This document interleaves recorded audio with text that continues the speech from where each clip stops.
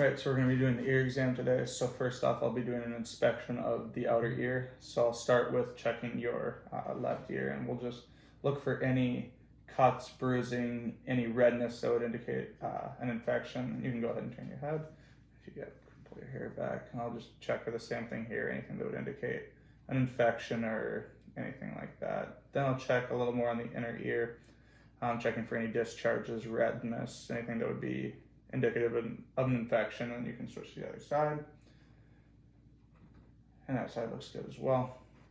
So now I'm going to be doing the tug test on your ear, so I'm just going to be pulling up and down on your ears, so just let me know if there's any pain with that.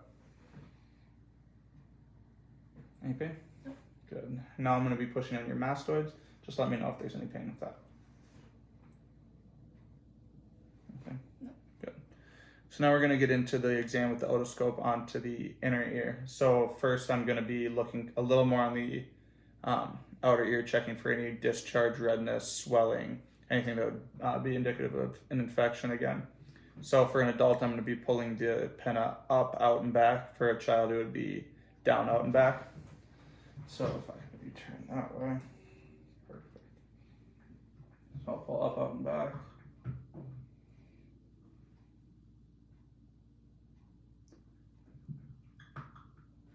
That side looks good. And then we'll go ahead and switch to the other side.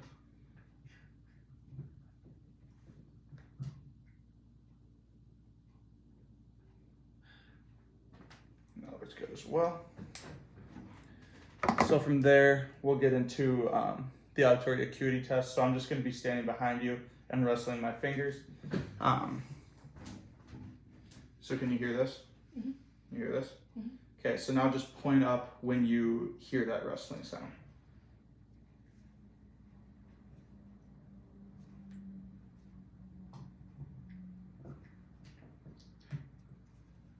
Good.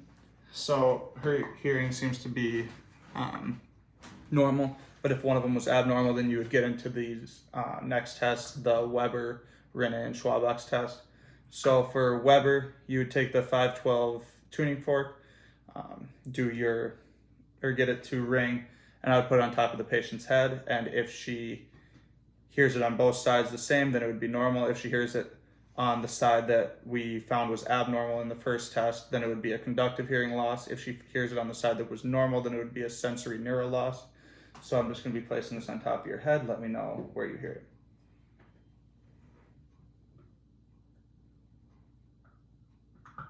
You hear that on both sides? Good. So then we'll get into Rinne's test. So with this test, I'm going to be doing the same thing with getting this to ring, and I'll be putting it on the patient's mastoid and letting them know, having them tell me when they no longer hear it, and from there I'll then put it in front of their ear.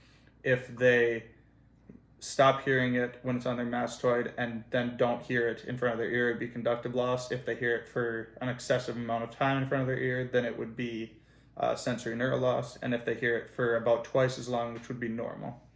So I'm just gonna get this to go, then I'll put it on your mastoid, and just let me know when you no longer hear it.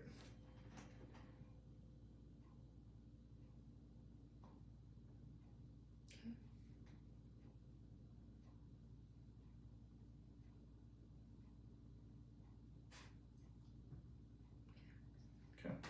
And then we would go ahead and do that on the other side as well.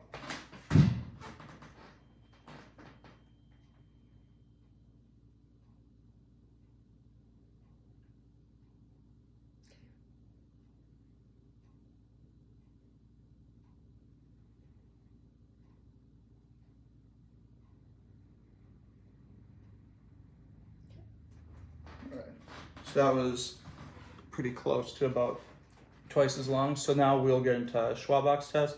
So that is a test between her hearing and mine, essentially. So I'll put it on her mastoid, and when she no longer hears it, I'll put it on mine.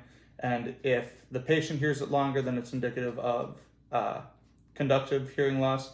If I hear it longer, then it is sensory neural loss. So I'm going to put this on your mastoid again. Just let me know when you no longer hear it.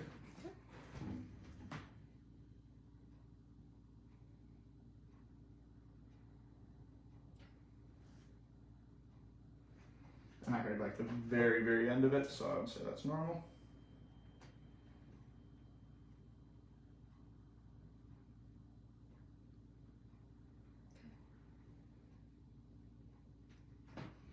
And then the same thing there. I basically heard the very end of it, so I'd say that was normal.